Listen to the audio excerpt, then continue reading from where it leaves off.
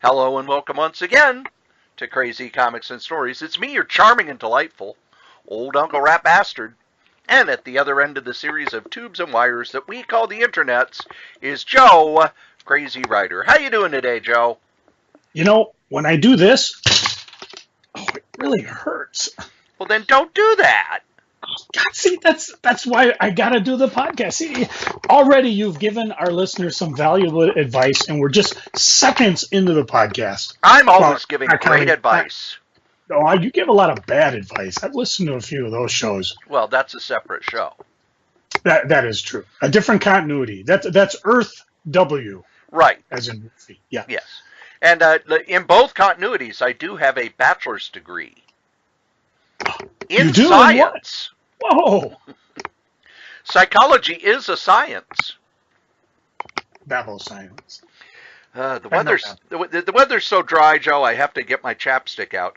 Oh, it's Fruit Loops chapstick. Ooh. Too bad nobody wants to kiss you. I don't care about that. It just means that my mouth is going to taste like Fruit Loops the rest of the night. Is there anything better than that? If we hear a lot of lip smacking going on, we know what Cory's up to. Either that or I've been replaced with Gary Delabate from the Howard Stern Show. See, breakfast cereal is a wonderful, wonderful thing. There's now, have you been to the grocery store, Joe?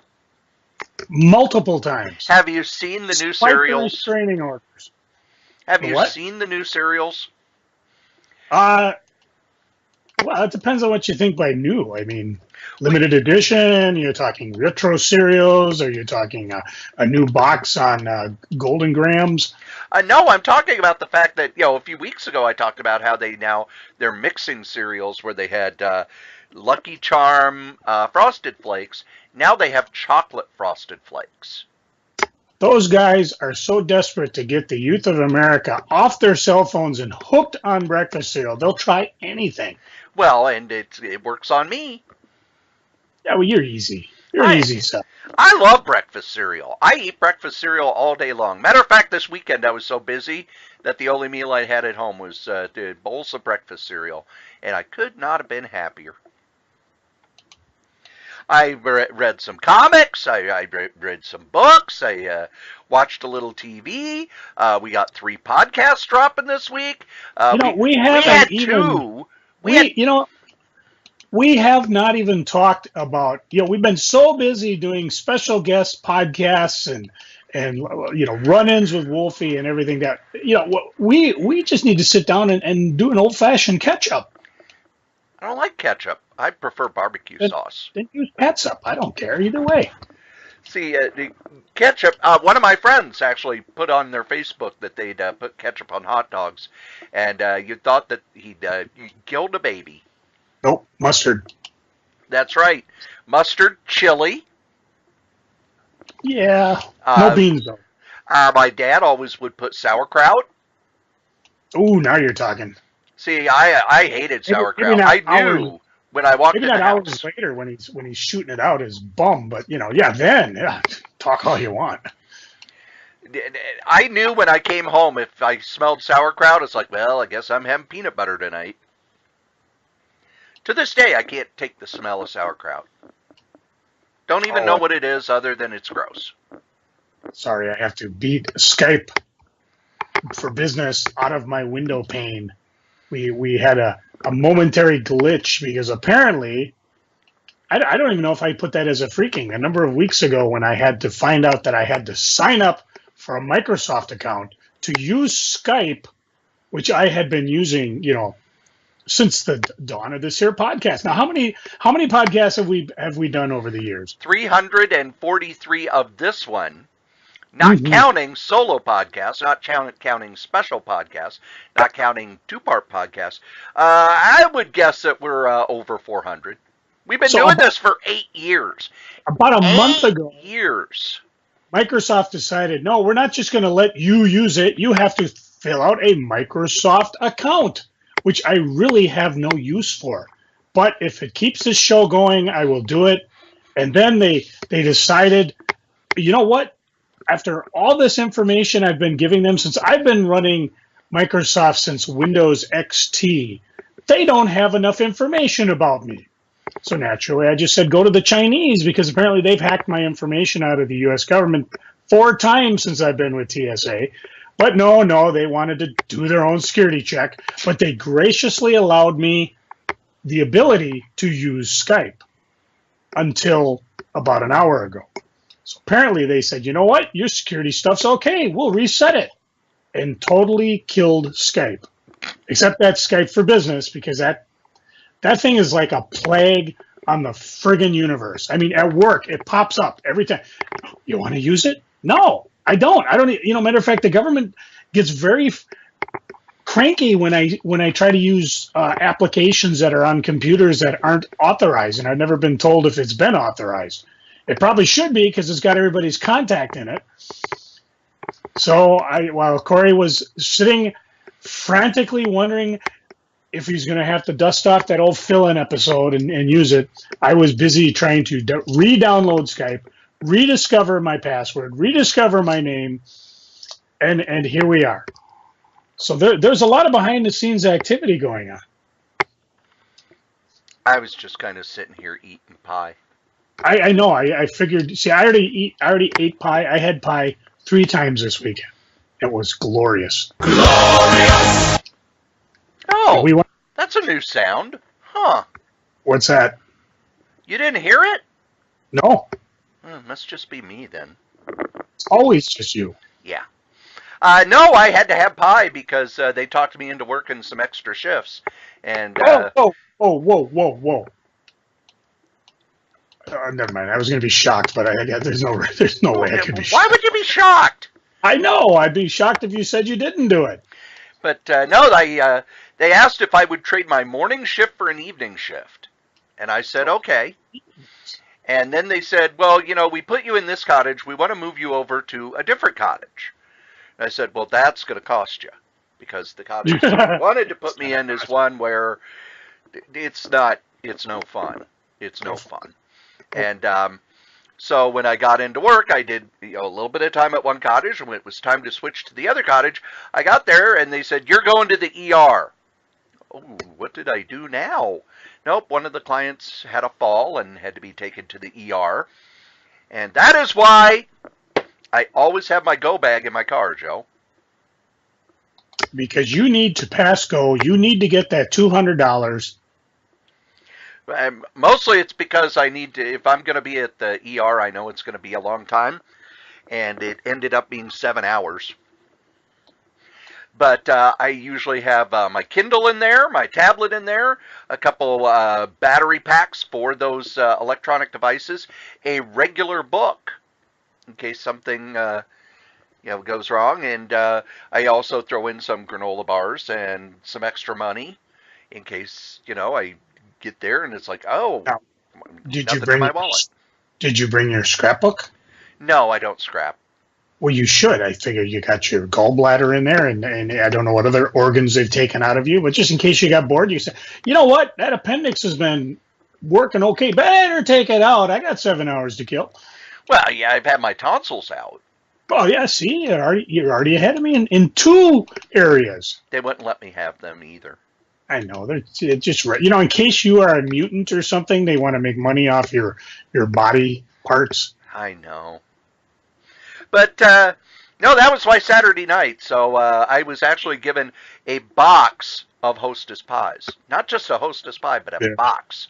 They're not really pies. They're just all those toxic chemicals they can't figure out what to do since they can't dump them in Love Canal. And cherry and peach. Not real. Yeah, the fruits are real.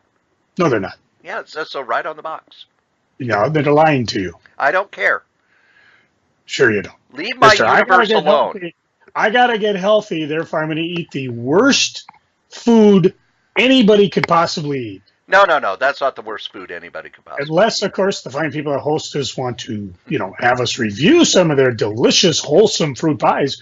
We're more than willing to do that. No, Joe, the worst food anybody can eat is breakfast cereal. Of course. If there's something bad, Cory's all on it. Usually. Now you want to know... Or I date it. While you were busy... You didn't tell the fine folks the other thing you did on Saturday. I took a nap. No. You took a lovely nap. I did. It Now, was. I want you to explain. It was glorious. Glorious. Oh, No. Again. You said lovely. What is? Don't say the word glorious. Glorious. Maybe twerking off some angels or something. Well, tell the people what's the difference between a regular nap and a glorious nap. A glorious nap is one that's long enough that you have a REM cycle and you have a wonderful, wonderful dream. Ah, so that's what made it lovely. And what perchance do you remember the dream? Yes. And tell the people what that dream was about. Tremendous brunettes. Now we're talking. And that's as far as I'm going. So, Joe, what did you do Saturday that you were bothering me and waking me up? I know. Here, my wife decided to take up one of my cousin's offer, and her and my wife went to Vegas for the weekend. Wow. And yeah, not me. No. No, you don't need to go to Vegas. You've been there. I don't rate. I know, and I actually was there long enough to actually, like Dave Shear from PW Insider, actually enjoy Vegas, as opposed to just, we're here to see the sights and do whatever. So, I was working all weekend, except I decided to have a rheumatoid arthritis flare-up on Saturday. Actually, I don't decide it. I just wake up and it happens. I just kind of got up and I was like, oh, this sucks. But after some drugs, a shower, and some Gatorade, I decided to start moving around. And I figured, what the heck? I wasn't planning on going, but I decided to head over to BlizzardWorld. BlizzardWorld, it's one of the comic shows put on locally by, I don't even know what the name of the group is anymore, but they put it on over in a school that's conveniently located in a shopping mall near Hennepin and Hiawatha. No, it's Lake and Hiawatha. I'm sorry. And I figured, what the heck, $3 to get in. If you show up with a free, if you show up in costume, you get to go in for free. So, I don't really have a lot of spending. And I'll explain it when we get to freaking. Although the way this episode's going, it might just be one big freaking and geeking. So I wasn't really looking to buy a lot of stuff, but I did end up picking up a couple fun things. There's no way in hell I'm ever going to get to a Comic-Con and not pick up something. But I mean, I walked around like 2-3 times, and I was almost ready to just leave. Figure, you know what? This may be the first time I've ever crapped out at a Comic-Con. But I decided to go back in one more time, and I was digging through some guys' sets, and I found a set of Marvel's Battlestar Galactica. Ooh! And I figured, I don't have that. All 23 and in fairly decent shape. So I figured I'd pick that up, since that, as we've talked in the past, is one they will never, and I mean ever, reprint. And now I get to go see how, Walt Simonson made Jolly bigger than life itself, He made Jolly bigger than Volstagg. Oh, my God. So I'll play with that one. And I also picked up a copy of there was a Space Ghost series that came out where Alex Ross did the most beautiful covers.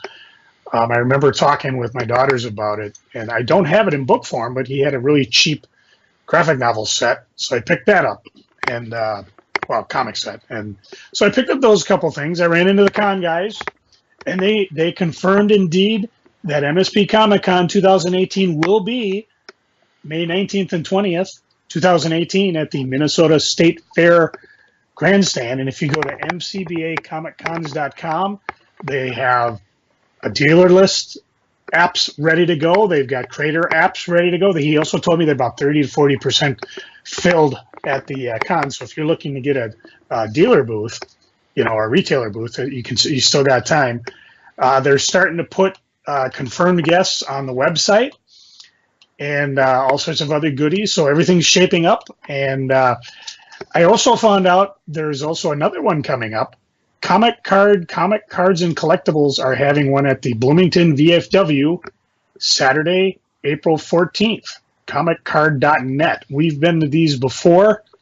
Let's see, Mike Grell's going to be there. Amy Chu, comic writer. David Wheeler, Brent Schoonover, Eric Burnham, and for you Minnesota Twins fans, Cory Koski.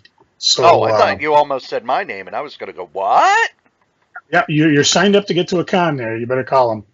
So that's kind of cool to see, and of course, guests subject to change, and you can always go to their website to check it out. And the other fun thing that happened, and I don't know if I think this might have happened at one of the I don't know if you took advantage of this. He gave out the guy from Nostalgia Zone, Chris Budell. He gives out flyers that if you bring back to the shop, you get free $10 merchandise. You don't even have to buy anything. Just go to the shop. So I got the coupon from him, and I was really just thinking, I went to the Target next door, picked up some food because, with Chris gone, I had to get some breakfast cereal. But oh, what kind did you get? I'm boring, just regular Cheerios. Oh, they've even got like 50,000 different types of Cheerios now. If you're going to get just regular Cheerios, buy the generic ones. Nah, I like that. I do notice a difference in the quality and the taste. I don't mind it so much, like when I get the mini wheats type variety. Although the ones they have in the generic name, there's a different texture than the other one, but it's not displeasing. Where you eat it and you're like, I wish I had mini wheats. But Cheerios, I've been way too long having Cheerios. Got to have the originals. And then I went to Nostalgia Zone. And how are their bargain boxes? Oh, stuff to the rafter. Matter of fact, at the con, he had a bunch of bargain boxes where they were like $3 a piece, or I forget what the deal was if you buy a bunch of bulk ones. But yeah, the books we saw when you and I went there a couple of weeks ago, or almost half a year ago. You were there months ago. Yeah. But everything, it's all turned over. Oh. And the place is packed when I get there, but I did pick up one thing. I picked up the #1 Best of DC Blue Ribbon Digest of Superman with 100 pages of super action. I have blabbed about these books before because when DC came out with these digest size things in the, I believe it was the 80s, wasn't it? 70s, late 70s, early 80s. I think they quit making them in like 84. Yeah, because this was the first one, and this has a 1979 date on it. And this was so cool because this was where I got to read a lot of old Superman comics, or Batman, or Legion of Superheroes, or Teen Titans, or whoever. I picked up almost every one that came out except when they made, I think they put Adventure Comics into the digest form for a while. And I bought all of those. I didn't pick those up because I wasn't interested in the current stuff. I just wanted to read some of the old stuff. And there are stories in here that I still remember. They got the Death of Superman, his ultimate showdown with Luthor, which I believe was a imaginary tale. Yes, the 3-part imaginary tale that many people say was the best Superman story under Mort Weisinger. It was, and to this day I still remember it. Superman Under the Red Sun. I don't see who wrote it, but the art was by Al Plastino, which was kind of cool. There was one where, let's see, Carrie Bates, Kurt Swan, and Schaffenberger. The Midnight Murder Show, where Superman is on a... who's the sports guy that always gave Clark Kent a hard time? Steve Lombardi? Yeah, Steve Lombardi. Yeah, so he had a show, and basically this episode proves that Superman is indeed faster than a speeding bullet. And there's a couple other ones in here. There's the one I didn't pick up that first of all, this book they asked for $10. So basically I got it for free. And then, of course, I had to email Cory with my other find, which was a Megaton Man on Patrol button. Another thing that I had in my misspent youth that I've totally lost track of. So now anytime I'm out geeking, I am not geeking, I am on patrol. So I picked up that, and then I was like, you know, it was a nice day out. I mean, it was like, it got to be in the 40s. It was sunny. It was pleasant. There wasn't a hard wind. You know, I had cash in my pocket because I didn't blow a lot at the con. I was like, where should I go? What should I do? Should I run down to Cedar Cliff Collectibles? Should I bug Mr. Strode, see if he wants to do breakfast or lunch or dinner, or just go to Baker Square and have some pie? Should I go to Dreamhaven? Or should I just go home and enjoy some of the finds that I had? So I did what any normal mortal would do. I went to Half Price Books. And I lucked out because over the weekend they were doing their 20% off store-wide sale. So I went in and I picked me up a box set of Golden Age of Comedy, which is a 10 DVD collector set that has Charlie Chaplin, Laurel and Hardy, Buster Keaton. You know, it's one of those things that probably sold for $20 to $50 depending on where you bought it. And I bought something else, but I'll talk about that in geeking or whenever we talk about reading. And you know what, Corey? That still wasn't enough. Now I had another choice. Do I want to go to Uncle Sven's, where I haven't been in ages? Do I want to go to the Source and peruse the miles and miles of back issues and new comics and graphic novels? Do I want to hit another Half Price Books? Nope. You know where I went? St. Clair Broiler. Actually, you know, I was in the area. I drove right by it, but as you know, St. Clair Broiler is closed. Damn it. Yeah, it's just a vacant storefront. But as I drove down Snelling, I passed a place. I saw something that was so... I wasn't quite sure what they sold, but I figured it was a restaurant I'd never seen before. I would go in and check it out. It was a place called My Burgers. Oh, I thought you meant ramen. No. But it also had a second thing, because then I could stop and visit Common Good Books. And you know what the claim to fame of Common Good Books is? Isn't that the one owned by Garrison Keillor? Yep. CommonGoodBooks.com. It's on 38 South Snelling Avenue in St. Paul. I had been to his first bookstore when he was in an older building in Grand Avenue, and it was really cool because it were like all sorts of nooks and crannies, and you could explore it. This one was more pretty, I don't know. Other than the books, it was pretty mundane. You know, it's just a big square. Everything's labeled very clear. It was easy to find things. The staff is super friendly. Up front, there was an actual desk that Garrison Keillor brought in. He said, "This is desks that I wrote a lot of my shows in, and some other books that I never read." And you know, I decided to put my money where my mouth is and actually buy a book from Common Good Books. And the one I picked up is by Box Brown. He did a book that we reviewed a number of days back, Andre the Giant, Life and Legend. Ah, yes. The one I got is called Is This Guy For Real? The Unbelievable Andy Kaufman. Ooh. And I haven't read it yet. It's probably, well, I'll probably talk about it next couple of weeks once I do browse through it. And trying to think of who did it.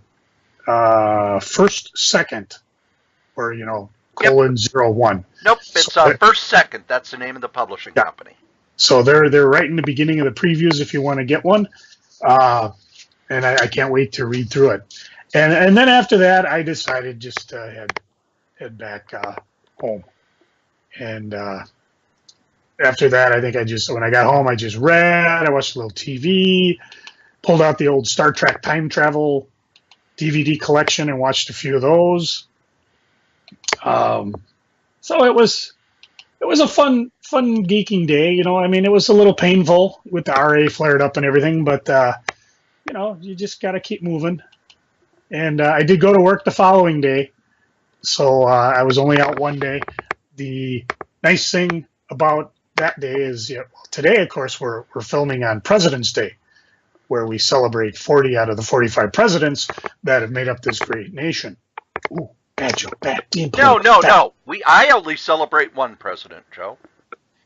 Millard Fillmore doesn't count. Nope. James K. Who's that? Polk.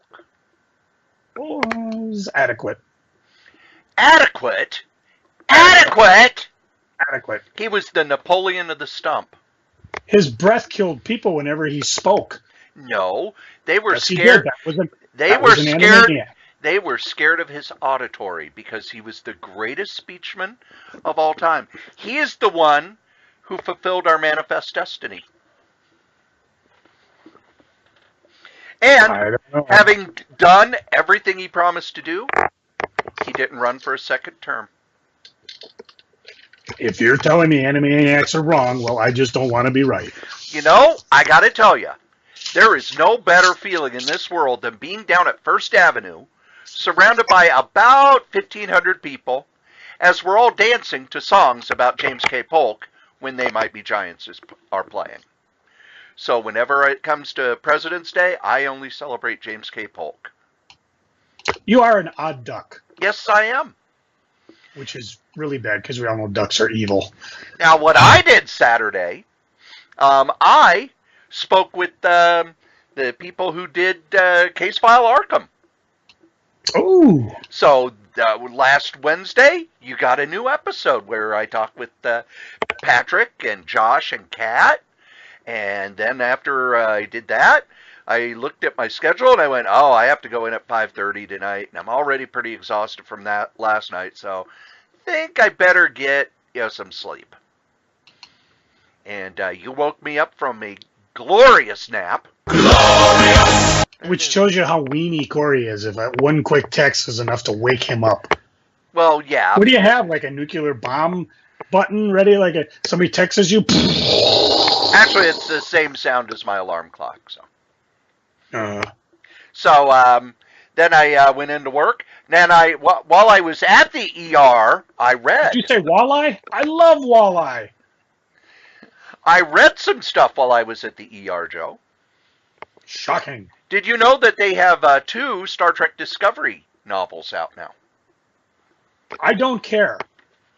Or as I get a chance to see the show. As the shirts say, Star Trek Disco. Don't care. Nope, not listening. Well, good. Then I talk about them. No spoilers. Got to be nice to the people like us that aren't rich enough or sneaky enough to buy or steal their way to see Discovery. I'll probably have to wait till it's out on Netflix or they decide not to. I don't know. I suppose they're going to do a DVD eventually. Yeah. That's a good revenue stream. But I actually want to talk about the fact that these books do not take place during the series. They both take place before the series happens. I read the first one, which is Desperate Hours, which is, let's see, that one is about the lead character, whose name is Michael Burnham, and it's about her history. That's not good. It's about her history before she's part of the crew. And the second book, which is called Drastic... She's a pyromaniac, right? No. Burnham? No. Oh, yes. Got to go with the puns. And the second book I have not read yet. It's called Drastic Measures. And it has 2 of the captains who appear on the series. And I will not tell you anything else other than I did also get all caught up on Star Trek Discovery. And because it's already been put out there 100 times... Joe, did you see how the season ended? I have not. This is one of those things that eventually I will see it. Anytime I see somebody talk about it, I just kind of tune it out. Okay, then I will not spoil that for you. But the final scene was one where I went, ooh. Cool. And then I'm reading a lot about how they're planning the next season. A couple things I really like about Star Trek is it's serialized. It's not individual episodes. It has 2 major arcs in it. And there's one arc, then it sort of pauses as a second story arc happens, and then you go back to the first story arc. Now, does it do what like Deep Space Nine used to do? You know, they had the Dominion War, but every so often you had to have a Star Trek type episode where in the middle of the war, they just have something that has nothing to do with anything. No. They did that on Enterprise, too, which drove me crazy. They're in that goofy expanse, and then they just have this really typical Star Trek episode that has nothing to do with the story at hand, and you're thinking, as desperate as the situation is, they really shouldn't be wasting their time doing this. Right. There's none of that, And I think part of it is because there were only 15 episodes this season. And maybe they're past that. You know, that was always a Star Trek conceit. Oh, you may be the best writer ever, but you don't know how to write Star Trek. Well, and also, if you've got 24 episodes to do in a season, the last Star Trek series ended before we started on these season-long arcs that dramas would do. Well, and they were a lot different, too, because, you know, the idea that they would do a fill-in was, that's like a crime to a network. Nowadays, we're used to the mid-season break. Yeah. Which I hate. I hate the mid-season break. I do. I hate it so much. Well, usually it's during Christmas, which is fine because, you know, depending on the day Christmas falls, you may not be, you know, to actually do a regular episode. I think they found those episodes tended to be really low in the ratings. So why waste your best stuff? However, now, one of the shows I watch on ABC, Designated Survivor, their last episode was in the middle of November. When are they coming back? Sometime after the Olympics in March. When it comes back, I won't remember any of the major, I'll remember maybe the major plot point, but any of the minor stuff that they were doing, kind of to build, I won't remember any of that. They'll really have to catch up the viewer, and we don't know when it's coming back. Thank goodness I have a TiVo, because it'll grab it automatically, but if I was just waiting, I go, oh, it hasn't been on for like 4 months. Guess it's canceled. Can you see what's happened now? They've changed our viewing patterns to where we want to sit down and binge things. Yes. We don't want to have to wait weeks in and weeks out. I don't mind waiting week to week. There are some shows that are on Netflix and Hulu that I'll only watch like once a week. The Sarah Silverman show, I'm watching that on one night a week. And it's set up, she said, she treats it like it's a weekly show, even though they all dropped at once. Because you don't want to watch, it's not a show that you would binge because it's like a talk show. It's like The Daily Show. And you don't want to watch like 5 episodes of The Daily Show in a row because you're just going to go, by the 4th one, you're going to go, I get it. Okay, I get it. Yeah, I get it. I get it. But with Star Trek Discovery, it was done much more like a drama is now. And I enjoyed it. There are some people who didn't like it. First off, I don't care that the technology is more advanced in this show than any of the others. Because, let's face it, the only reason the technology wasn't that advanced in the original Star Trek is because they didn't have any money. And they couldn't imagine what the future would be like. As opposed to now where we know, here's what a 3D display will look like. Here's what this will look like. Here's how these scans will look. So. Well, and the other thing, too, is we, as Star Trek fans, have already gone through our, it's never going to work. Why are they doing? They're killing the franchise. Because, we all look back and go, oh, yeah, Star Trek Next Generation. Brilliant. No, it wasn't. They had no clue it was going to work. Patrick Stewart was only on a year contract. They said, you read some of the things behind the scenes, and they said that he was a bear to work with because they didn't realize how the show was going to go. And by the time it did, they said, well, how he finally broke out was there was the episode where Tasha Yard died, and he was on top of one of the mountains singing the sound of music. And that's when he started to relax, and people started to enjoy the show because they knew they had something here. And there's other things too. I mean, I talked about that special that William Shatner was on, where he talks behind the scenes about how, as Roddenberry's grip kind of fell, they started to do more shows. I mean, Roddenberry come up with the thing, our guys never fight each other. That's obsolete. It's like, well, you just took away one of the pillars of storytelling. Yeah. But what I'm getting at is, we as Star Trek fans, we've gone through it already.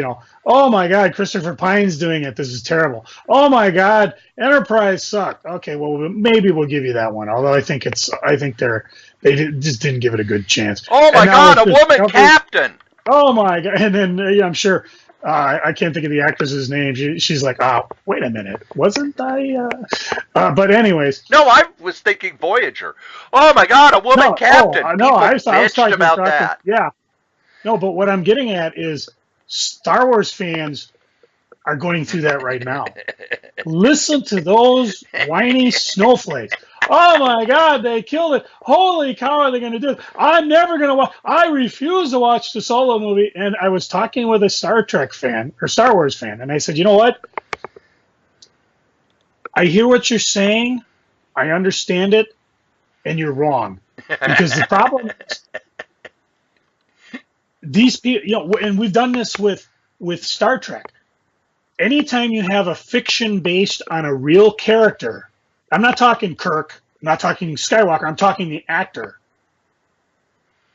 When that actor gets old and you're used to them in a young situation, it doesn't work anymore. Yep. Or God forbid, with Carrie Fisher, she passes away. You know, the whole story arc was Han Solo's finale, Luke's finale, and the next movie was going to be Leia's finale. And they were going to get, if you want to think about it, they're setting up for Star Wars, the next generation. Or in some cases, they're going into the past.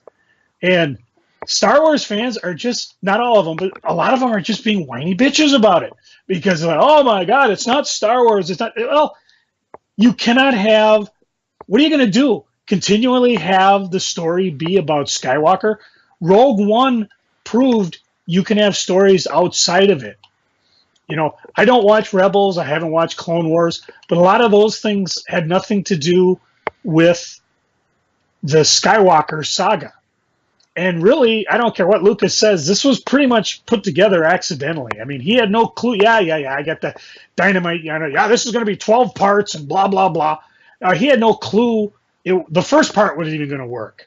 I mean, you just, the famous story that the executives at 20th Century's, well, they said, we'll just distribute it. You keep the rights. You know, I mean, what do you think that guy is now, you know, selling books for 5 car washes for $10 somewhere, you know? So, but just the Star Wars guys, you got to decide, listen, the actors are old. They're Harrison Ford is going to do another Han Solo movie. We're not going to see most of the principals back. And you've got to decide, am I going to take it where Disney's going to take it? There's a whole universe that we can exploit. Or are you just going to be, well, it's not about Skywalker, I don't care. I don't like this, blah, blah, blah.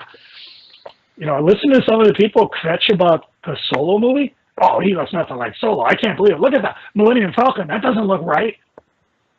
I'm like, you know, you guys, sorry, the Star Trek is way ahead of you in that because we've already gone through this piss and moan bitchy session for no reason. And now we look back and we go, hey, you know, for the most part, a lot of it was good. The biggest problem with Star Wars is, you know, you got to wait every year for something new, and it's got to be really good. Otherwise, you're going to have, well, you know, every odd episode of movie of Star Trek. That sucks. No, I disagree with that because I liked Star Wars 3, Search for Spock. I enjoyed that movie a lot. Star Wars 3? No, Star Trek 3, Search for Spock. You said Star Wars. I like what you said better. Well, that would be cool if Star Wars Episode 3 would have been Searching for Spock. Would have been better than what we got. I did tell the guy, I said, now, do you like the Marvel movies? Yeah. And for the most part, yeah. I said, that's what Disney's trying to do. They're trying to make a Star Wars franchise, and you're always going to have the old movies, but you're never going to have a young Mark Hamill doing Skywalker anymore. It's just not going to happen. So your choice is either enjoy it. I'm not saying you have to enjoy every movie, but man, some of the beef that these guys are putting out at the Last Jedi, I'm like, wow, these guys just don't get it. Movie was the #1 movie in the world last year. People are like, it was a bomb. Yeah. No, that was just people that are weak in the Force. I enjoyed it. I had a lot of fun. Star Trek Discovery, I enjoyed it as well. I can see why some of the hardcore fans would be mad, because the technology is shown is more advanced than in Next Generation. But come on, it's 50 years since the original series.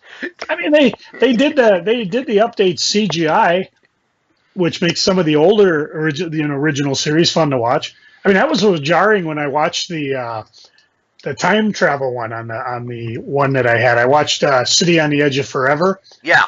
And it was still the old CGI. So I'm watching the old school Enterprise. You're like, whoa, okay, that's kind of harsh. And they revamped the whole background on the city when they went down to see the Guardian and things like that. Well, did you hear why they had to? There was a practical reason why they had to upgrade from the old special effects to CGI. Did you ever watch that documentary or hear about why they did that? I have heard why they cannot do it for Deep Space Nine and Voyager, but I don't hear about why they did it. I just thought they were doing it because it was cool. No, the original series, they went back to the 16mm film so that they could do it high def. And when they first started doing it in high def, they were like, oh crap. You see all the wires, you see the backgrounds wobble, you see that the planet always looks the same, you see the matte shots are really bad. And they went to Paramount and showed them and said, this is how it looks in high def. We can fix this with CGI, it's going to cost extra money. And they worked out, but we'll be able to resell the resell and, resell the syndication, have a new syndication package plus all the money from DVD sales and Blu-ray sales, and Paramount okayed it. But, some of that stuff, I have the original DVDs, the first set that came out, and they're even on DVDs where you go, oh, wow, boy, it's the end of the season. They don't have any money at all, do they? No. I did watch, and I cannot think the name of it, which is weird because I just watched Cause and Effect. It's one where the Enterprise C went forward in time and totally changed the timeline. And they actually had a thing where some of the, I think they might have been the producers, had kind of like a pop-up thing, not as obnoxious as like pop-up video. Although I did like that concept, but they would jump up and tell like different facts as to what was going on.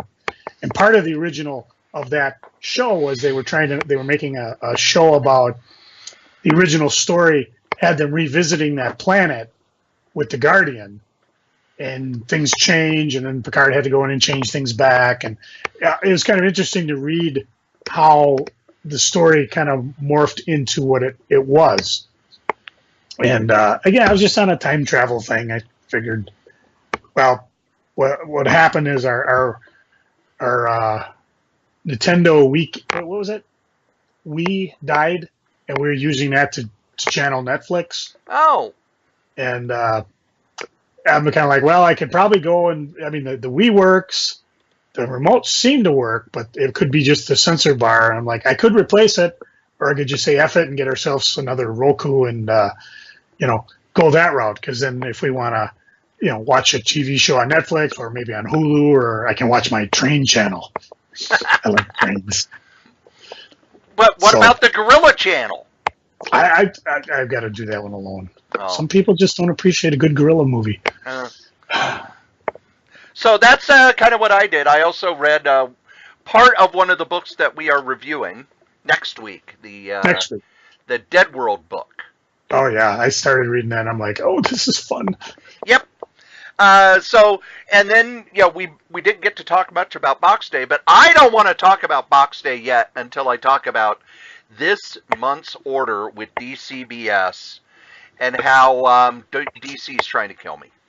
Yes, that was actually going to be in my freaking, but let's pull it forward and I must. DC is they obviously are listening to us because I've been telling them that I really am trying to replace a lot of my comics with graphic novels and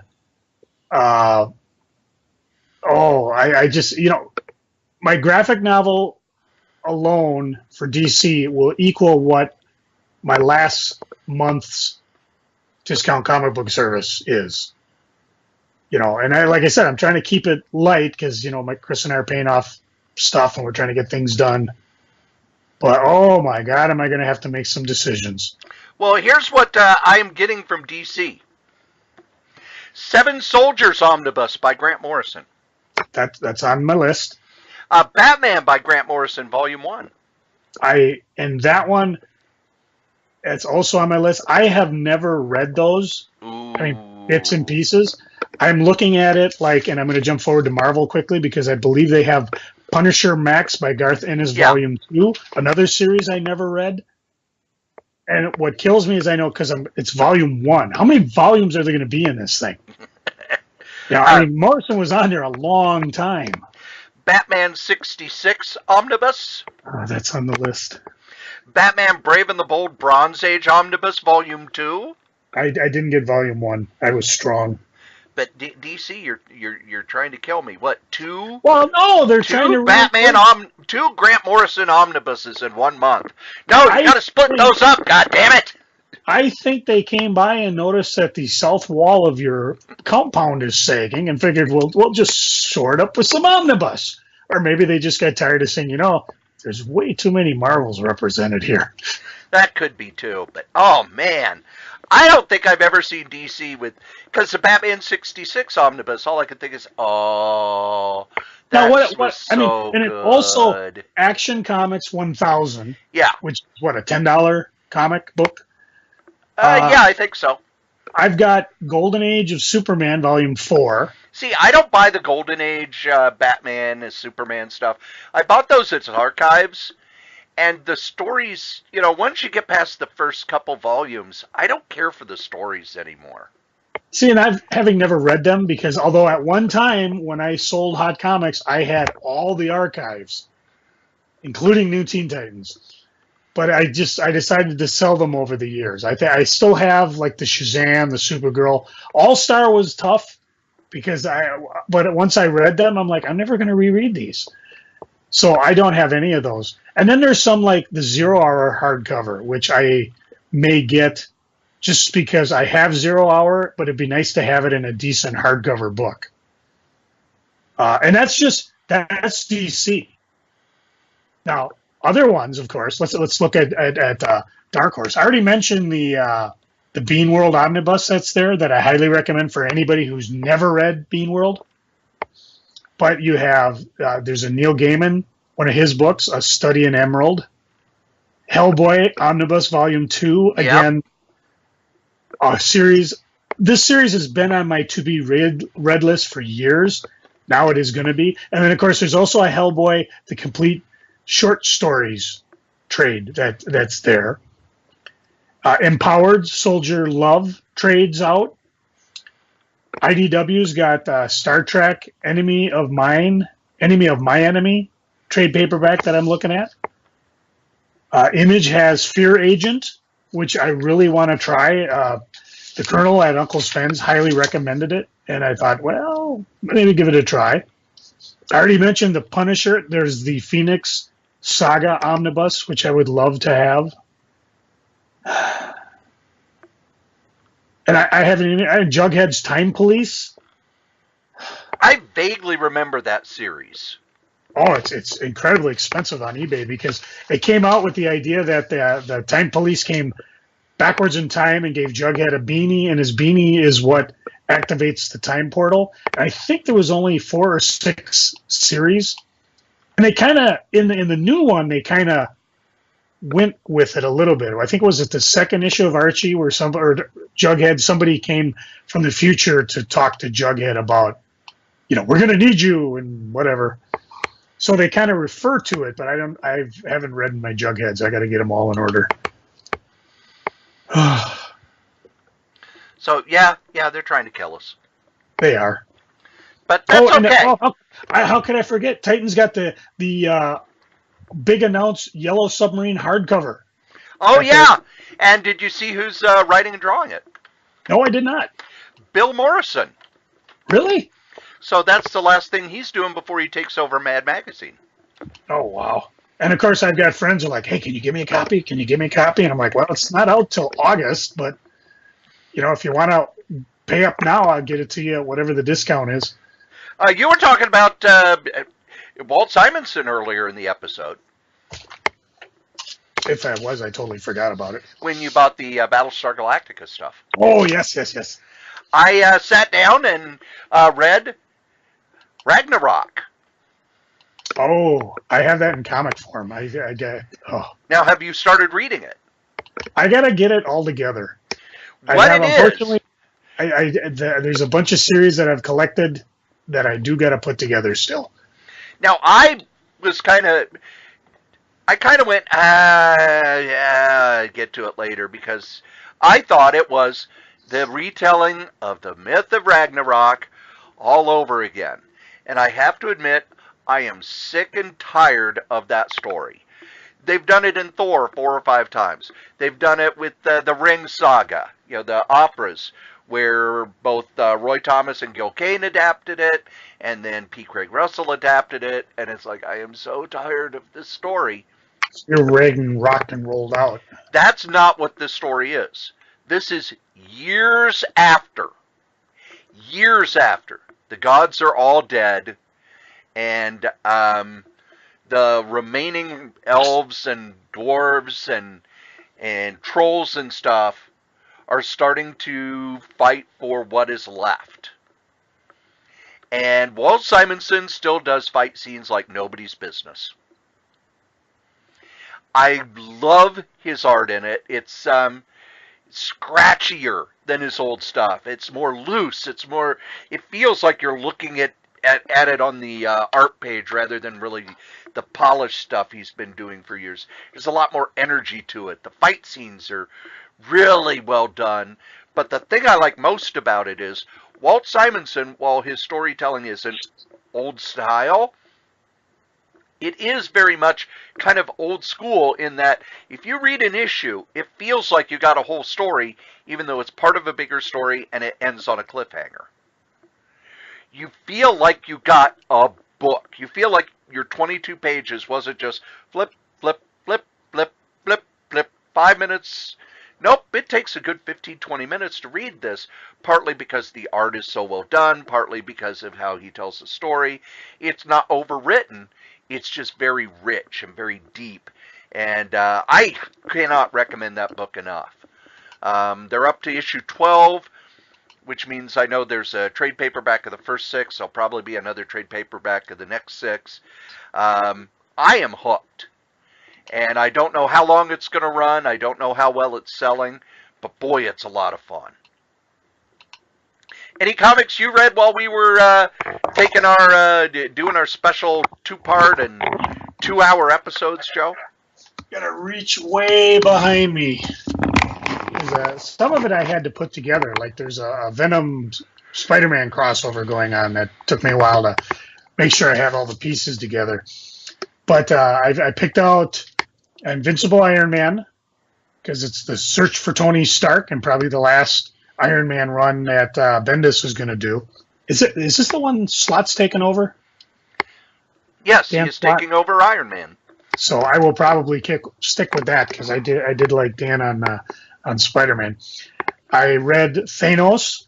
I think this is part of the Confused Editor storyline where they're doing the same storyline in the book that Starlin's going to be doing in his graphic novels, but I don't care. I'm enjoying it. And the storyline, of course, is Thanos has been pulled all the way to the end of time, where he finds out the only people left are basically himself. And he's brought his past self forward to deal with, well, I won't tell you who they're dealing with, but it's kind of fun because, there's different surprises and things going on. And, of course, Thanos is just the world-class asshole he normally is, so that's fun. Marvel 2-in-1 thing in Human Torch. Have you been reading this one? I have not got caught up on it yet. I want to because, oh, my God, does it look beautiful. it looks fun. There's a plot point which I won't talk about until you read that. I hope they don't go the route they're going to go, but they could surprise me and do something different. But we'll see what happens. Had to pick up part 5 of Punisher: The Platoon. Again, Garth Ennis. A story of Frank's first run in Vietnam, and apparently he gets the ire up of a Lai Quang, who's a very capable guerrilla who really just wants to kill Americans, despite the fact that it may not be tactically wise. But she's got him mad on for Frank's platoon, and issue 5 out of 6, it means it's end on a hell of a cliffhanger. And then, of course, the book that I've always loved, Knights of the Dinner Table, number 251. I had to pull that one out, read it right away just to see what's going on with the gang. And then, of course, a lot of stories and articles. I'm surprised you've never written an article for these guys, Cory. They're always looking for submissions and stuff. I don't do enough gaming anymore. Matter of fact, I have not been to a gaming session since August of 2015. Maybe you should write a comic column. They used to have a guy that reviewed comic books, and then he kind of disappeared. Well, they said that was the column that got the least positive, blah, blah, blah, so they just quit reviewing comics. I suppose that would make sense. Nick always said that at the source. The comic guys don't get along with the game guys, and the game guys don't get along with the comic guys, which I always thought was weird because I was both. So actually made it interesting because when I ran hardcore D&D in my college years, because most of the people that I played with never read comic books, I could just pull storylines out of them and bring characters from comic books in and make it fairly believable. And I'd know, they're fighting against Dr. Doom. Well, that means something to you and me and half the listeners. But to my comic, and I suppose now you couldn't get away with it because a lot of those guys are in the comics movies. Yeah. But back then, they had no idea who I was talking with. So, and the fact that I could pull up pictures every so often and just kind of show them, well, this is what he looks like, and here's who you're fighting. So, that was pretty much it. And other stuff I'll talk about when we get to geeking, because that was all stuff that was just stuff I read on my own. I read a ton of stuff at work now that the Super Bowl's over and things have kind of relaxed. You know who hasn't relaxed, Joe? You? Because you're back from vacation? Well, that's true. Oh. But I meant these guys, our sponsors. That's right. Here at the Solitaire Rose Radio Network, we have ads, and our first sponsor is me. That's right. You're charming and delightful old Uncle Rat Bastard. I have my first book out with Dangerous Dan Moore. It's the first 100 strips of our online web strip, Worldwide News, the story of the lowest rated cable news network. And you can get yourself a copy with commentary, with all sorts of extras, with signatures and everything. Just email Dan over at lordshadowflame@gmail.com. Our top sponsor, who's been with us since day one, is DreamHost. DreamHost.com. You need yourself a website, and DreamHost.com is the #1 web host in the whole known universe. Just head over to DreamHost.com, put in the code KRAYZ, K-R-A-Y-Z, get $20 off your first year. How can you beat that? Our other sponsor is Graze, GRAZE.com. Healthy snacks for a healthy lifestyle. Just head over to Graze, put in the code CORYS3R5P. Your first and fifth box are free. You can get them weekly. You can get them bi-weekly. You can get them monthly. You just order a whole bunch of them. It's great stuff to keep you away from the vending machine at work. Now, if you would like to leave a comment for any of the podcasts that we do, we'd love those. Go ahead and email us at solitairerosenetwork@gmail.com, or you can call 952-856-0519. Operators are standing by. Okay, it's just a place that we'll record your calls, but we'll play them on the air. We'll answer your questions. We love getting feedback. Tell us what you think. Ask a question. Suggest a topic. Be a guest. Send us your stuff. SolitaireRoseNetwork@gmail.com. If you would like to advertise on any of the Solitaire Rose radio shows, you can. Just email us at SolitaireRoseNetwork@gmail.com. Subject advertising. Thanks. And after we do the sponsors, last week we had 3 episodes drop, Joe. I thought I heard something break. This week we're going to have at least 2 episodes because Dan and I are going to be recording a new Bad Advice Wednesday night. So send your questions in. That's right. Send them to solitairerosenetwork@gmail.com. I these email addresses is probably something I'm seeing. But go ahead and send us your questions. We will give you bad advice. We got all kinds of stuff hopping here at the Solitaire Rose Network. I even have a solo episode coming up that's not an interview, because I've been watching the tomorrow night I'm going to go see the Black Panther. Chris and I were trying to go see it, but the only thing left are like front row seats. So I think what we're going to do is probably see it in the week after. Because, you know, Tuesday is $5 movie night, so every cheap SOB like Cory and me are out to see it. Us cheap bastards. And there was a reason why we didn't buy tickets ahead of time, is because Chris was in Vegas and had better things to think about than going to a Black Panther movie. Although she was the one who suggested it. So I find that very interesting that a non-comic fan is interested in seeing this movie. Well, it did make $190-some million in the U.S. over the weekend. That's probably a flop. Yeah, it's a bomb. It's a bomb. That's a bomb. But I'm going to be doing a series and review all on my own. Ooh, which one? The Jack Kirby Black Panther. Oh, you know, I've never read it. What's weird is I have had the books, and I sold them on eBay. Matter of fact, I think I sold the first appearance for like $80 or something. I will be so disappointed if we don't get Mr. Little and the King Solomon's Frog in this movie. That'll teach you. I'll probably be disappointed, won't I? I don't know. I haven't seen it yet. But after we do that, we ask Joe, what's going on the eBays? Well, it kind of ties into my freaking, but let's just go this route. Cory, give me a number 1 to 10. 7. 7. Okay, here are the last 7 things I sold on the eBays. Batman. Oh, here we go. Me and my pronunciations. Cacophony. Cacophony. It's Cacophony. Thank you. Number 2, the variant cover by Bill Sandwich. Sienkiewicz. Thank you. This is the one that. This is the one that Kevin Smith and Walter Flanagan. I got Flanagan.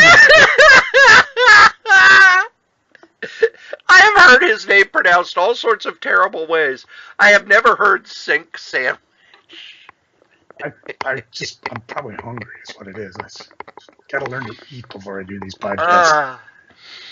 Anyways, this was just a variant cover from the series that Kevin Smith and Walter Flanagan had done. And I believe it was done previous to Comic Book Men or whatever the show is called. Yes.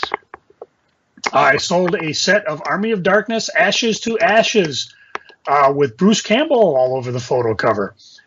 And I sold it for a remarkably low $4.99. Which was kind of weird because when I went to the con I talked about earlier, the BlizzardWorld, I saw guys selling these issues for like $20 a piece, the photo covers. You know, they're all over eBay, anywhere $1 to $2, and I sold a set for $5. I swear there's such a disconnect between what guys think they're going to get at a show and what it's actually selling for on the eBays. So a new item come out. Sometimes I buy things just to sell. I had a couple copies of the Vampirella Tarot card deck. Came out from Dynamite towards the end of last year.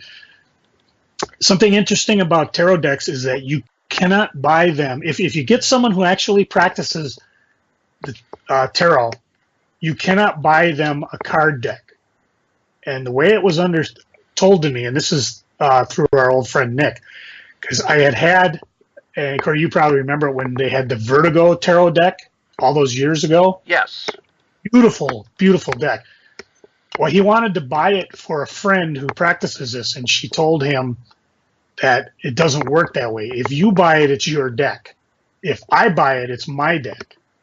So you can't really gift somebody that because then it doesn't work for how they do that.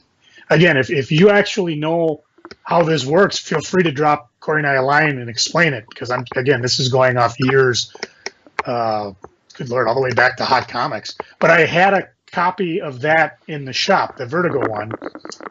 And so he said, she's going to come in. Would you give her a discount on it? Yeah, I said, I'll give her a great deal on it. Well, I happen to have a couple of the Vampirella ones that just came out. I sold one's still available on the eBays. I sold a Mystery Quarterly #1 that was signed by Terry Beatty. Not around here, but just at one of the stores in Washington. So that was kind of fun. Cory, did you pick up King's Quest from Dynamite? Sorry, I had to sneak away for a minute. Yeah, see, that's why he gets bored with eBay. This is interactive, son, because I asked you, did you pick up King's Quest from Dynamite? No, I did not. That was the King crossover where it had Phantom, Mandrake, Prince Valiant, and Flash Gordon all together in a 5-issue miniseries. So I done sold that, and I'm not even sure what number we're at here. Let's see, whatever. Cory, did you ever pick up Rocket Blast Comic Collector magazine? That was before my time. For some reason, I had number 153, which was the Contentious Journal, which is a comics journal parody. And this came out in 1982. And I must have just picked it up because it's got a funny cover of Spectre versus the Hulk. Michael Fleischer returns. Oh, jeez. So, let's see. Topical, I sold Defender #7, the comic book legal defense fund giveaway. This one's one of the more expensive ones because it actually has Black Panther on it. And I think they're talking, what year did that come out? 2016, so it's probably the current one. It's probably like one of the first appearances of the character before it actually came out. And let's see, what else do I got? Well, rounding out, I don't even know what number I'm at, but I sold a Dell Yogi Bear Visits the UN, 1961 Dell 4-color, number Where did you get that? 1343. I have no friggin' clue, but I had it. Mine was only fair to good shape, so it went for $5. And again, when we get into the freaking, I'll explain why I was selling things so cheap. And of course, you'll be able to get things cheap as well. I've actually found a set of, I should say, a box of sets, and I've been slowly putting them on the eBays. Ooh, I'll have to go look. Yeah, so far I put up, let's see, I have the first 4 of Vision, the one that you like. This is, I think, I got these from Dana because she decided not to, after buying 4 issues of it, she just figured she was going to buy the graphic novels. So she did not even get to see your lovely letter. Aww. A Clean Room 1 through 5 from DC Vertigo. Another run of Death, High Cost of Living, and I threw in the Death Gallery just to make it interesting. Son of Ambush Bug, my beloved Son of Ambush Bug set, only because I have the showcase now with everything in it.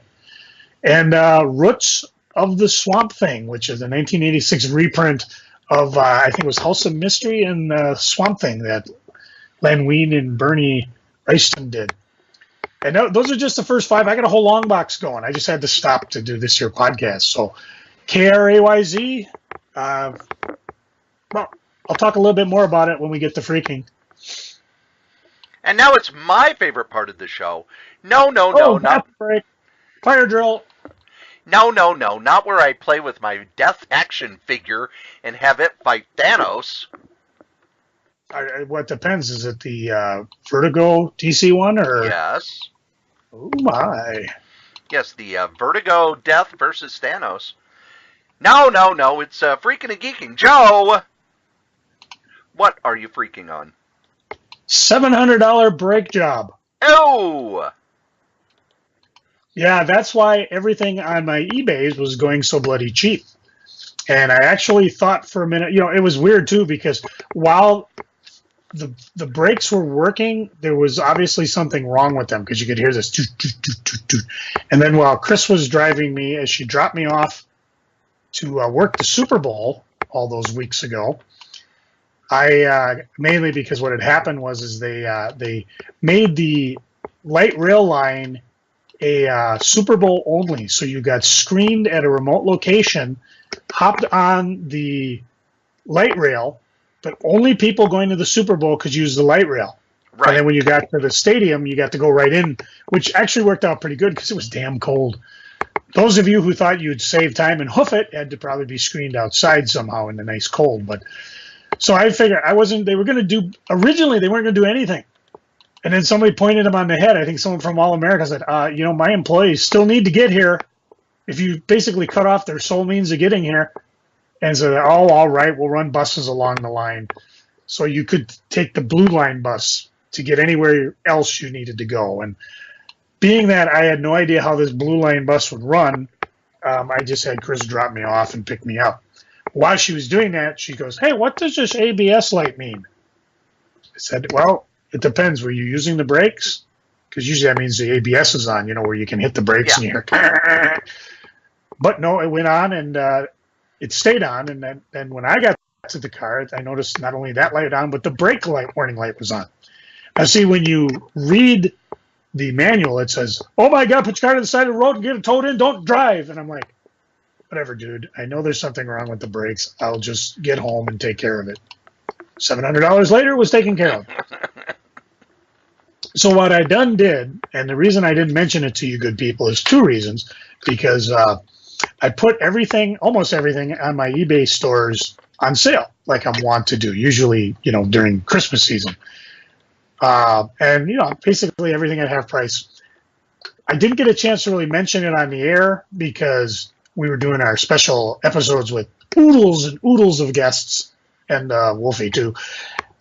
But then I also realized, considered a guest at this point? On this podcast, maybe special guest, because it would be like when the Bionic Man would show up on the Bionic Woman, special guest appearance by Lee Majors as Steve Austin. That's Steve Austin as the Rattlesnake. I forget it. It's all muddled. So yeah, you do get mentioned, but you get a special designation to say, not just like if I were to show up on Bad Advice, I would be a special. I wouldn't be just guest star. I would be a special guest star. So I get extra words in the thing. So, but I realize I make this offer every week, and I mean seriously, if you're a listener of this show and you were to go on to my eBay sites under the Crazy Krayz and see something you're interested in, you could email me and I'd get you a special deal, or send me make an offer and let me know, hey, I listened to the show. I actually had somebody do that. There was I can't remember the comic, but they sent me an offer and they said, hey, I'm listening to the show. Here's my offer. And I told them, well, that's below what I paid for it, but I'll sell it to you at this price with free shipping. And it was a $50 book. So, I mean, it was quite a bit. And I do that for our listeners anyway. So whether or not they caught it at sale price or not's irrelevant, because, hey, I'm going to take care of you guys anyways, just for listening. The other thing that made the breaks kind of fun, it was in the middle of all this, there were 2 government shutdowns. But they didn't last very long, so I won't even mention them, except for, we'll probably do it in, how long has it been since the Super Bowl? 2 months? Because I don't know. They bounced it for another 6 weeks, so in about 4 weeks we'll revisit that. Oh, and my water pump needs fixing or replacing. In your vehicle? Yeah. What is wrong with your vehicle? What have you done to this vehicle? 2006. It's at that age where, and you've gone through it, you got to decide, am I going to sink more money into it or go buy a new one? And at this point, for every $500 I sink in it, I want to get it through another season. So now I want to get my car through summer. Now with the amount of money you've been putting in the car, it needs to stay running until 2020.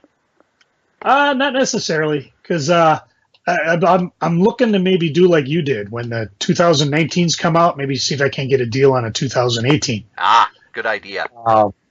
And there's other things going on too, so as Chris and I pay things off and the money becomes more free, that works out pretty good. And this time next week, I'll be able to tell you what my new bid is and whether we'll be doing this here podcast on Monday nights and giving Cory an entire week to edit it, or we'll go back to doing it on Thursday night and Cory has a scant 3 days to make this thing listenable. It's been a lot of drama this time around because TSA eliminated this program. I don't know if you were aware of the behavior detection officers. No, but boy, do I like the name of that. Isn't it great? It's this idea that this guy came up with, and he sold it to cops. And the idea that you could, by watching somebody and using this key behavior index, could determine whether or not they were up to nefarious things or not. It has never been peer-reviewed science, and eventually the cops figured out, you know what, you have a better chance of flipping a coin and catching the bad guy than you do this particular system. So naturally, after 9/11 and the terrorists all came, rumbling ashore, this guy sold the program to Homeland Security. Of course. TSA used it, and they have sunk billions into it. And they come to the conclusion that, well, there's other problems we're going to have with security. One of them was that was it an Ethiopian flight where a guy who worked at the airport slipped explosive-laden laptop to somebody traveling. They call it insider threat. So, yeah, you're maybe, looking outside at everybody coming in, but there's people on the inside we also got to be worried about. There's actually been instances where guys who have been found dead over fighting with the extremists, they used to work at my airport. So what they did is they took all these people that were BDO officers, and they basically said, we're getting rid of the program. We're going to have this other program going on that I have no idea what it's about, so I really can't talk intelligently about it. Although that's never stopped anybody in America before. Boom, Shane. Good afternoon, everybody. Thank you. Tip your wait staff. A lot of these officers are coming over to baggage or checkpoint or whatever. And of course, we work off seniority things. So there's basically two guys in front of me that bump me down seniority list. I'm like, I don't know. Maybe it's because I've always had weekdays off. When Dana and Holly were young, mostly Holly, I wanted weekdays off to keep them out of daycare. Everybody wants the weekends off. Of course, that's when Comic-Cons are and 90% of America's off. Not you or me, Cory, but, the rest of the world. And I'm never off. I know.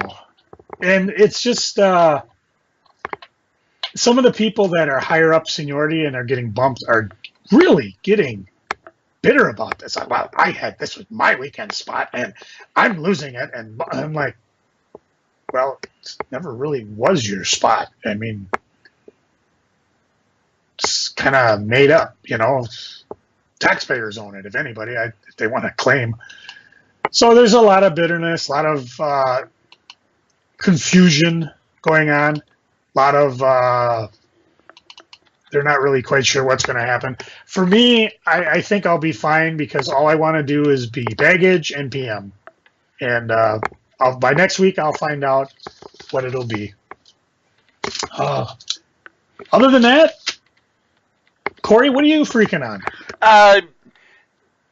This is the second time in a row that DCB Service has missed a rather expensive book in my order. Which annoys me in that we didn't have that problem before. Since moving to Kentucky, they're slower. We're getting errors, and I sent a curt little email saying that the move has not been a good one, and I would like a little more information because they said that all these delays and problems would be fixed after the holidays. Well, it's after the holidays.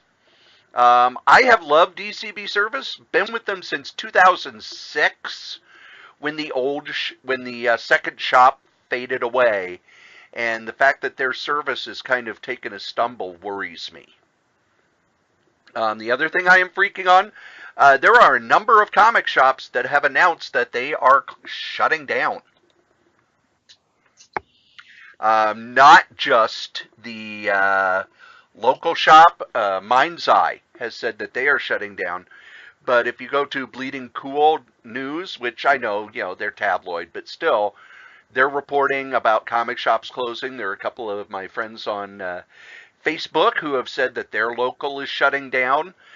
Sales have dropped across the board on everything, not just Marvel, because they're all blaming Marvel, but sales dropped across the board.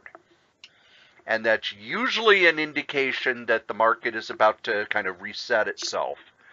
So, and if I could interject here, I wasn't going to bring this up as a freaking, but I think I will now. There are rumors going on about Barnes & Noble may be on its last legs. And it's not because sales are down, but it's because the management doesn't care. They basically turned around and right after Christmas, they fired all their full-time staff, anybody who'd been there with any amount of time. And you're thinking, well, they'll replace them with part-timers.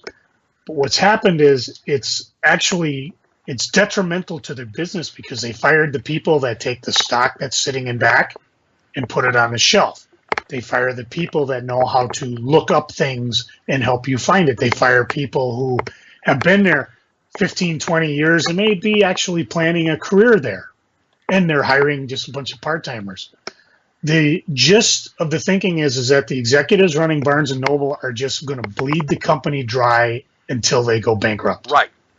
Which really sucks because Barnes & Noble is probably, granted there aren't Barnes & Nobles everywhere, but it's really one of the few stores left that actually has tons of things. You know, I talked about Common Good Books, Garrison Keillor's shop. And yeah, it's small, it's got some fun stuff in it, but it ain't as massive as Barnes & Noble. It wasn't as big as Borders was. So this may be the last gasp for Barnes & Noble. The sad thing is it's not because of sales, it's because of the executives. And that's how a lot of companies that die like that. Circuit City, same thing. Well, look at all these people who make decent money. We got to get rid of them. And then a couple years later, you can't have this guy who's never worked there before selling high-end stereo equipment and expensive stuff, so they only are able to sell the low-dollar stuff, and eventually you shut down. Comic shops. There's a huge difference between going to the source, where those guys, they're full-time, they get benefits, how they treat the customer, and Bob's Comic Emporium, where you've got a couple of scrubs who are working for trade credit. There's a difference in how the customers are treated, and if the only thing you've got going for you is the stuff you have on the shelf and the fact that you give a discount, you will lose against the internet. You will lose. Period. Oh, yeah. End of statement. The way you have to, it's this whole retail apocalypse they're talking about. A lot of it is because these retail stores, they pay people minimum wage. They give them crap hours. They treat them poorly, so they're not going to give good customer service. So rather than go into a store, screw it, I'll just buy it online. It's kind of funny because Holly talks about, every time she talks about leaving, they give her a raise. And I'm kind of like, you know what it is, Holly? They like what you're doing. And the store she's working at, I think Rue 21, they're either bankrupt or going on the edge. So I find it astounding that some stores, are doing almost the opposite. We want to keep you because you know what you're doing. And granted, she's not being paid a lot, although there's sometimes she's got more in her wallet than I've got. And I was just thinking back, what was the little tiny nooks that were in all the malls? So Walden Books? Yeah. I remember going into one, and I always went into them when I had hot comics because they had a spinner rack. So if I knew there was a hot comic coming out, you figured, okay, 3 to 4 weeks later it would show up on the spinner rack, and if I could get there, I could bring them up. And back then that meant I'd bring it back to the shop and sell it for $10 or so. When they had newsstand comics. Now Marvel, DC don't have either of those. But I went in and I was looking. I think it was Peter David's book, the Sir Apropos series. And I looked and I didn't find it, and I said, do you have this book? And he go, oh yeah, hang on. And they went back and pulled it out of the back. And I bought it, and I'm still thinking, why the hell wasn't it on the shelf? And now it doesn't matter because that chain doesn't exist anymore. So anyways, it's something that bothers me and freaks me out because I'm like, I go to Barnes and Noble and sometimes I feel bad about it because, I'm going to a chain. I should be going to a small store. But, they're a great source of cheap books, especially the whole discounted section. I bought the sometimes they're cheaper than online too. So, they're trying, but now they just gave up. Yep. Let's pull out of this nosedive, Joe. What are you kicking on? Well, I know it's not your favorite holiday, but I had a special plan for my wife on VD Day. Oh, no, not venereal disease, Valentine's Day. Oh, I knew I had to jump in there right away. Goodness. Actually, it wasn't so much. I was a couple of geeks ago. I was talking about how I love listening to WDGY because it's a local channel that has some legacy call letters, and what they're doing is playing just songs. It's like it's a 70s rock station, and I'm hearing songs I haven't heard in ages, and they're just tickling the memory bones. On their Facebook page, they had one of those deals that you're thinking, I'm never going to win, but put down your favorite love song. Well, it happened to be Lady by Little River Band, which had a lot of memories for me, and I got a instant message through Facebook from WDGY, and at first I'm thinking, okay, this is a scam, and then I'm linking, no, it's them. It goes to their Facebook page, but I won. I won free tickets to go see a play and a gift card. Ooh. A gift card was for a place down in Lakeland called Sweet Treasures, and I haven't been down there yet, but I'll probably go down there. Well, we were in the middle of a snow event. We had like crappy weather in the morning. We're gonna have crappy weather overnight, so maybe Wednesday. But the tickets I got was for a play called Triple Espresso. I don't know if you've ever heard about it, Cory. Yeah, it's been around forever. 20 years. 3,500 shows. It's a highly caffeinated comedy. It takes place in a coffee shop. The gist of it is that 20 plus years ago, while having breakfast with three guys, decided it would be fun to perform together. And so they booked and made this show called Triple Espresso about three guys who are kind of having a reunion in this coffee shop, Triple Espresso. And the guy who's a piano playing guy, and he sings a song and he sing along with it, and then you get kind of a goofy guy who, despite his best efforts, is he kind of messes things up more than he wants. And then there's a third member who really does not want to be there. And through the course of the play, you discover their past, the history, what's going on, and what's even better, it's a audience victimized play. I'm not saying participation, because you do participate when it's sing along if you know it, but they will come out and they will drag you into the play whether you want to be there or not. And they got me. And what happened was they go back to 1972, and the tall goofy guy is at a freshman greeting thing, and he's up front playing guitar, trying to get the freshmen, well, it's like, okay, let's sing "Row, Row, Row Your Boat." Yeah, oh man, it was as painful watching him do this as it was imagining him actually doing it in 1972. He had a little mirror on his guitar, and he starts flashing around. Before I go, I want to talk to the professor that put this together. Let's see if I can see it. And it was shining on my area, and finally it's showing on me. There he is. And I had my arms crossed, and I gave him the look I possibly could. Did not bat an eye, did not smile. There he is. What do you think, Professor? Are you having a good time? And I just stood there with the same look, and people were laughing. And he came back to me 2 more times. Once, like a couple seconds later, well, we had a good time. Aren't you, Professor? And I still kept the same look on my face. And then they broke out. He got this half sing "Row, Row Your Boat." This half sing Michael's "Row Your Boat Ashore," and it all clishes together. And I caught in the corner of my eye, or I should say, the actor, he saw me singing and having a good time with these guys, and all of a sudden, when the song was over, he's showing it back at me. are you doing okay, Professor? And I was able to get that stoic look back on my face and just stare at him. During the intermission, people came up to me and they're like, "Oh, dude, did you know he was going to get you?" I said, "No." I said, I thought you're not a plant, are you? I said, no. I just saw what was coming and I just went with it. And even at the end, because it's a 3-person show, and it was a nice theater. It was down by the Ames Center in I can't think of where it was. It was actually kitty corner from where Antique Minnesota was. One of the actors I was talking with, and I said, "Dude, that was just a great show." He goes, "Dude, that stoic look was awesome."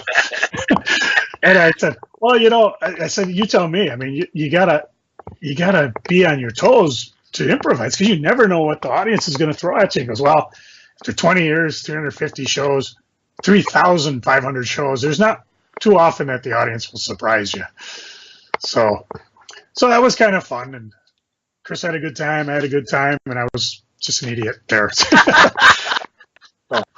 first thing I read, The Complete Frank Miller Batman.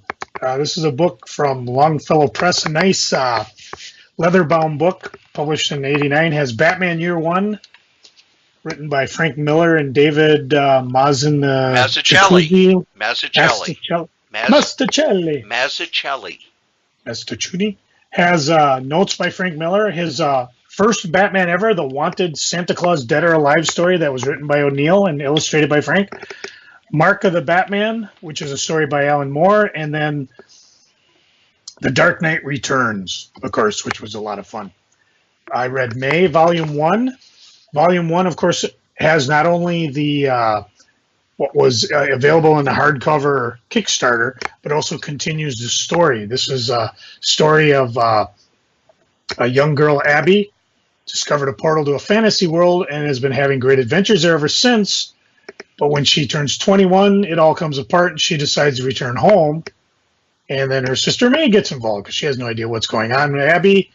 She doesn't believe her sister's tales until the monsters and other terrible creatures start to cross over. A really, really fun series. Highly recommended. Let's see. New. Actually, I've had basically a reread binge, and I'll save the new one for later. But this one wasn't a reread, but I got Lobo by Giffen and Alan Grant, Volume 1, which had, I believe, all of his Lobo stuff in there. Lobo 1 through 4, Paramilitary Christmas Special, Lobo's Back, Lobo's Blazing Chain of Love, and Lobo's Convention Special, which is the order you're supposed to read them in. And just, wildly funny, totally irrelevant. The jokes are crazy. The violence is unbelievable. And I'm telling you, if you really got to get these guys back on Lobo. Bring back Sheriff Lobo. Lobo left out back outside. Yeah. Found under cupboard in kitchen. Being that Bendis is all excited about doing his version of Man of Steel, I thought I would dig out John Byrne's version of Man of Steel, which I have in a handy paperback and reread it. Again, these are books that I've read years ago, but rereading them, I'm like, oh, wow, I didn't remember that. That's pretty fun. I reread Astro City Reflections, which is the latest Astro City collection, and as usual, just brilliantly done. And then I got kind of on a crisis kick. I read Infinite Crisis, which was just amazing. Talk about a dark time in DC's past. I mean, it also suffers a little bit from just what the hell happened before. And fortunately, I remember a lot of it because I was really reading it. But I mean, if you didn't realize the whole thing where Maxwell Lord was trying to take over Superman, it was a real son of a bitch, and Wonder Woman killed him, you wouldn't necessarily understand what's going on. But it's not as standalone as the original Crisis, but it was kind of fun. And I believe this was called the Middle Crisis because then, for a 20% off price, I got the hardcover of Final Crisis. Ooh. Which I may end up selling because if they're actually doing all of Grant's stuff, eventually, I'm assuming they're going to do a Final Crisis omnibus. One would think, but I haven't heard. Well, they've got a ways to go with all the Frank stuff. The only thing with this particular one is that while it has the Superman books, it does not have the Batman in it, because I guess that there's a couple issues of Batman that Grant recommends reading, and he tells you which order to read everything in.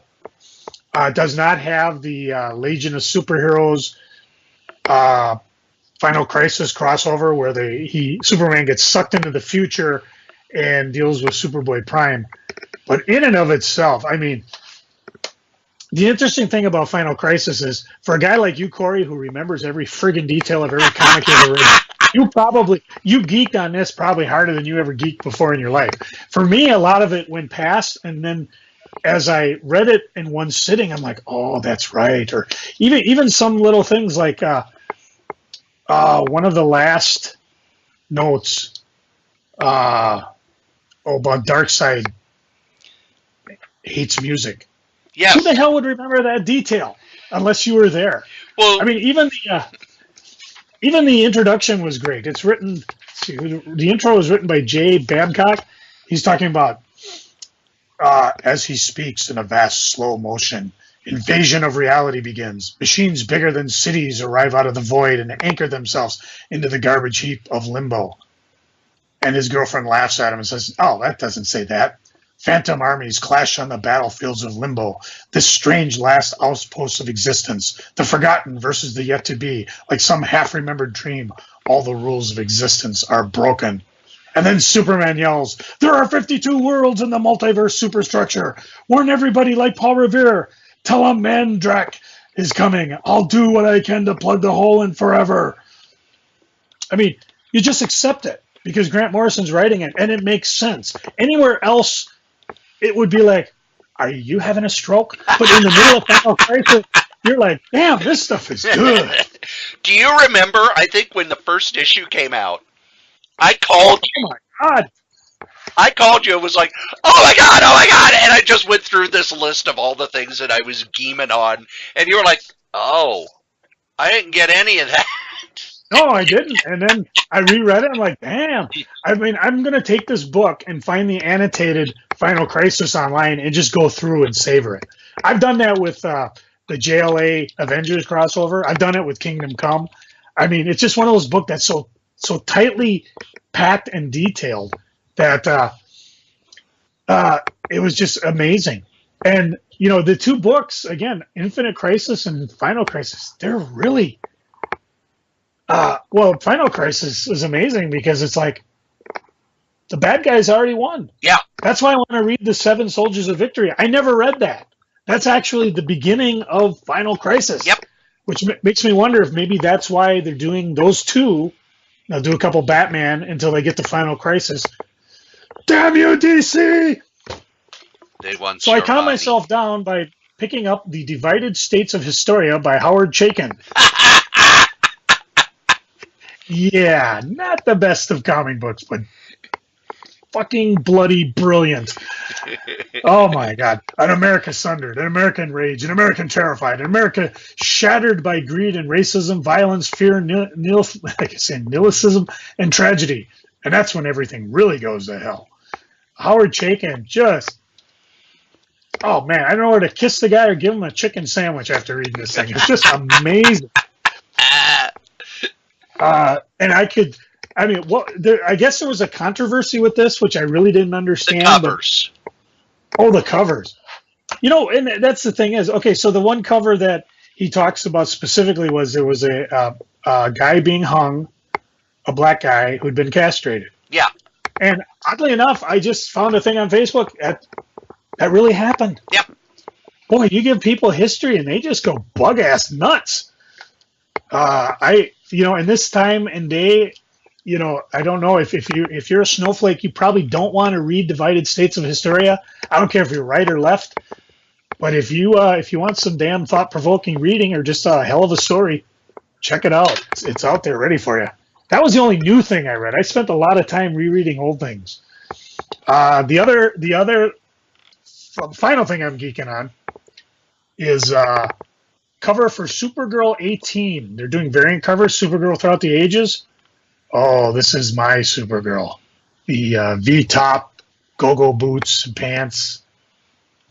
Oh, Kara, come back, Kara. Oh, damn it. I'm verklempt. Cory, what are you geeking on? Well, I talked a little about the Star Trek Discovery. The last episode was awesome. You like me to hum to myself for 10, 20 seconds? Nope, I'm just going to say that I really, really enjoyed it and had a lot of fun. Okay, how did you feel about it? Was it, oh, I can't even get that high. Yeah, let me take my pants. Was it awesome?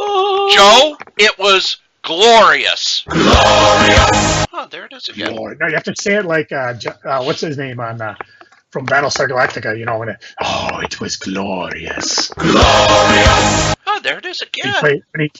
He played Core. Also, because I watched a documentary and then a movie about the same thing, and that is the early days of National Lampoon. The documentary was Drunk, Stoned, Brilliant, Dead. And then the movie is a Netflix movie, Futile and Stupid Gesture. And they're both about the early days of National Lampoon and how Doug Kinney was kind of the driving force behind them. So I have, because I've had it for years, I have the DVD that was put out that had every issue of National Lampoon on it. Oh, cool. So I fired that up and read the first 4 or 5 issues, and yeah, you couldn't get away with it nowadays for 2 reasons. One, it is out to offend everybody. And 2, it's all text. You couldn't get away with writing short stories this long and have people buy it and go, this is hilarious, because nobody reads short stories anymore. Nobody reads long parody articles anymore. Even the parody articles in The Onion are less than 500 words. These things are like, here's a 7,500 word article on this. Here's a 10,000 word short story on this. These are long pieces, and the best of them just build and build and build. And it just reminds me of how much Michael O'Donoghue was the funniest, darkest human being ever to live. The early Lampoon, I don't think you'll ever get anything like it again. There are other things that have come and gone, but reading those first 5 years of Lampoon and how Saturday Night Live pretty much just went in and swooped up everybody for their writing team. And that's where the Saturday Night Live thing came from. And then 80s comedies, the same people. Just such an amazing group of talented people that you're not going to get a grouping like that for a long time. I'm very happy about the fact that Black Panther brought in $190 million its first weekend. Now, a lot of people it's a Marvel movie. It's the 3rd biggest Marvel opening. The only 2 that had bigger weekends were Avengers and Avengers Age of Ultron. Not to mention the fact that this is February. It's the biggest opening ever in a February because people don't go to the movies in February. People don't go to the movies when the Olympics is going. No, they went. I can't wait to see it. I bought my tickets for tomorrow's show down at the Shakopee Theater. So I will be sitting in a heated recliner. I even bought the popcorn bucket, so I just need to give them $4 and they'll fill that bucket up as many times as I take it back. And very excited about that. Comic-wise, I'm a bit disappointed in how they are ending the Star Trek Boldly Go series at IDW, because it's another parallel Earth story. I wish that the people who did the Star Trek comics and books and stuff would kind of pull back and go, you need regular stories that fit in Star Trek rather than, oh crap, sales are down a little bit, throw everything at it. It feels like Nero in the J.J. Abrams Starbuck. It's J.J. Abrams' Star Trek. Fire everything! Sales aren't going well. Let's have 15 different versions of Captain Kirk working together. The art's nice, though. And this big Avengers story, I've read a few more issues of it. I'm loving it, Joe. I'm loving it so much. Oh, I got it all lined up in my to-read They pile. have, we know who the new villain is, and it's not a new villain. It's the Grandmaster. And the Avengers are involved in the most dangerous game the Grandmaster has ever played. And there's a lot more to go. So it's really clear that when they come out of this, you'll get a new Avengers status quo. For all the people who are like, I don't like the fact that they're not dealing with comic book history. Mark Waid knows more, has forgotten more comic book history than you idiots know. He is using the Elders of the Universe in a way that makes them interesting again, because for the longest time it's just been, oh, look, it's the Elders of the Universe. But nope, he's using the Elders of the Universe, and I like the fact that the Elders are like, this is Earth. They're the planet that pisses us off the most. They're always screwing with us. Because every time the Elders of the Universe come to Earth, they lose. Well, they're kind of pissed about that. They want to know why this little dirtball's causing so much trouble. And book-wise, one of my omnibuses I have started reading, Joe. Which one? Ecstatics. Oh, I wish I could have had that one. I have not read those stories since they came out. I forgot just how damn fun they are. Even though they're unbelievably violent, it's such a cool series, and I can see why people at the time kind of freaked out. Because here's X-Force, which was pretty much the most 90s of the X books. And instead, it's, nope, we're turning everything on its head. We're stealing Liefeld's idea of superheroes as pop stars, but we're actually going to do superheroes as pop stars, rather than what Liefeld did with Youngblood, is he gave interviews about, I'm doing superheroes as pop stars, and then never did it. Very, very good, which leads into the last book that I am reading and enjoying, and that is Infinity Countdown, Adam Warlock #1, which is drawn by Mike Allred and written by, I think it's, let me check here, written by Gary Dugan, but it's drawn and inked by Mike Allred. You look at that first page, and it's Adam Warlock versus Kang with a whole bunch of Kirby machinery. You know you're going to love this. They're bringing Adam Warlock back to the Marvel Universe as part of a big story, and I'm excited about where Infinity Countdown's going to go. I know it's basically it's, hey, we're going to do another Infinity story so that we've got something to sell when the Avengers comes out. But and I'm wondering if the Infinity Stones are being used like Galactus. It's like you weren't a Fantastic Four writer till you had a Galactus story. Yep. Now it's like, well, let's have an Infinity Stones story. Another reason to blow up the friggin' Earth. But anyway. But yeah, a lot of fun stuff. I already talked about Ragnarok. I'm in love with Ragnarok. And that's really about all I've been having time to read. TV-wise, I watched the first 2 episodes of the Netflix show Everything Sucks, which is a high school story set in the 90s, and you can skip it.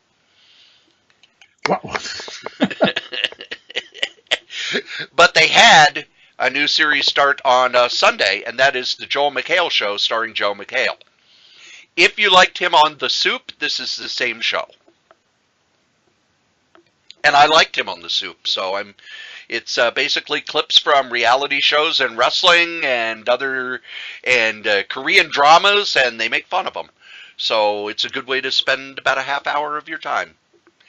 Ladies and gentlemen, you have listened to us blather on about funny books for an hour and a half. Cool. And Joe's Skype didn't crap out on us once. No. And I mean, it did all the crap out before the show. Yes, thank goodness. Thank you. And as we say every week, the comic we like the least, we still like better than the comic that you like the most. Joe? I got nothing. Just hit my music.